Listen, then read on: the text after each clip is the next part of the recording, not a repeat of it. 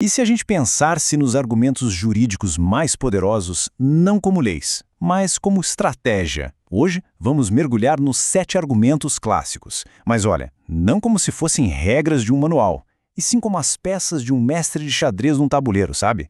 Cada uma com seu propósito, sua força e, claro, o momento exato de ser usada. Essa citação aqui, ela resume perfeitamente o que a gente vai fazer. Porque, muita gente conhece as regras do jogo, mas são poucos que se tornam mestres. A maestria não está em decorar nome em latim, mas em entender a dinâmica, aquela dança sutil de ataque e defesa que existe por trás de cada argumento. Então, nosso objetivo é exatamente esse: ir além, dominar o quando, o porquê e o como. É transformar o conhecimento numa verdadeira ferramenta de persuasão. Vamos começar pelos pilares, pelos alicerces de tudo. São os 2 argumentos fundamentais que sustentam, quase toda a persuasão. Um deles se apoia na força da tradição, da sabedoria que já existe. O outro é a arte de expor aquela falha fatal na lógica do adversário. E aqui a gente vê esse contraste de cara. O Ab Authority olha para fora. Ele busca a força de gigantes, pega emprestado o peso de quem já tem credibilidade.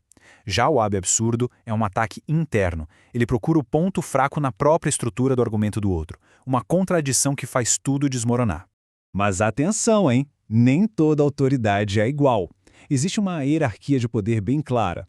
Lá no topo a gente tem as decisões vinculantes, que são obrigatórios, não tem discussão. E lá na base temos as menções históricas, que têm pouco peso prático hoje em dia. Saber onde a sua fonte se encaixa nessa escala é isso que define a força real do seu argumento. E aqui está a beleza, uma beleza quase letal do reductio ad absurdum. A estratégia é brilhante. Em vez de bater de frente com a premissa do oponente, você aceita, só que temporariamente. Você leva ela para um passeio lógico, passo a passo, até chegar a um destino que é completamente insustentável. Quando fica claro que o destino é absurdo, fica provado que o ponto de partida já estava errado desde o começo. É uma armadilha lógica perfeita. Certo. Mas e quando a lei fica em silêncio? Quando o texto deixa uma lacuna, um espaço em branco? É aí que entram os próximos argumentos. São as ferramentas para a gente interpretar aquilo que não foi dito de forma explícita. Esse slide mostra muito bem a tensão que existe na interpretação da lei. De um lado, a contrário senso age como uma cerca, sabe? Ele limita a aplicação da lei só o que está escrito preto no branco. Do outro lado, a simile e a fortiori funcionam como pontes. Eles estendem a aplicação da lei para situações que não estavam previstas, mas que têm a mesma lógica, a mesma razão de ser. O pulo do gato sobre o a contrário senso é que ele precisa de categorias bem definidas, ou é 8 ou 80. No direito penal, com a definição clara de maioridade, ele é quase imbatível, mas tenta usar isso com um conceito vago, tipo comportamento apropriado. Aí ele perde toda a força porque não existe uma linha divisória clara. O argumento a fortiori é pura lógica intuitiva. Pensa assim, se a lei proíbe a entrada de cães num restaurante, a fortiori, ou seja, com uma razão ainda mais forte, ela também proíbe a entrada de um leão. A lógica escala, do menor para o maior. É bem simples e poderoso. Até agora, o nosso foco foi na lógica e na lei. Mas os próximos argumentos, eles mudam o alvo. Eles miram na pessoa por trás do argumento e na própria natureza do raciocínio. A gente está entrando num território mais complexo e, às vezes, até perigoso. O ad hominem talvez seja o argumento mais famoso e o mais mal utilizado de todos. É aquela tentação de atacar o mensageiro em vez da mensagem. E por que é uma falácia? Porque a verdade pode vir de qualquer fonte, né? Uma pessoa desonesta ainda pode dizer que 2 mais 2 são 4. As formas mais comuns são o ataque direto ao caráter, a acusação de interesses por trás do pano ou aquela clássica cutucada na hipocrisia. Então, peraí, existe um uso apropriado para ele? Sim, mas em contextos muito específicos. Ele é relevante para questionar a credibilidade de uma testemunha ou a imparcialidade de um perito, por exemplo.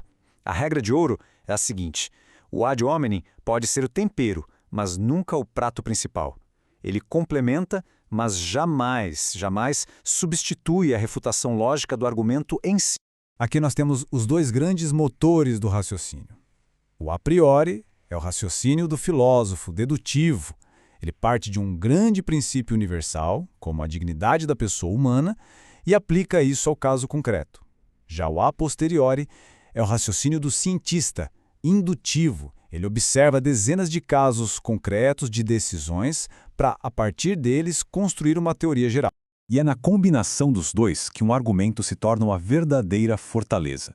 A gente começa com o a priori, estabelecendo um princípio que é inquestionável. Depois, usa o a posteriori para mostrar que a prática, as decisões judiciais, confirmam exatamente aquele princípio. Quando a teoria e a realidade se alinham desse jeito, a posição se torna quase irrefutável. Então, o que a gente aprendeu com tudo isso? Que a verdadeira maestria na argumentação não está em ter uma caixa de ferramentas cheia, mas em saber quase que por instinto qual ferramenta usar para construir o caso mais sólido em qualquer situação que aparecer. Esse quadro final aqui é o nosso mapa estratégico. Ele resume o campo de batalha, mostrando exatamente quando e com que força cada argumento deve ser usado. Dá uma olhada no poder de fogo de um a fortiori ou da combinação a priori barra posteriori. Agora compara com a precisão cirúrgica e também o visco de um ad hominem. A escolha da arma tem que cessar. E a gente termina com uma reflexão que é essencial. Dominar essas ferramentas dá um poder imenso, mas com ele vem a responsabilidade. A linha entre usar esses argumentos para buscar a verdade e usá-los para manipular é perigosamente fina. Onde exatamente será que essa linha se encontra?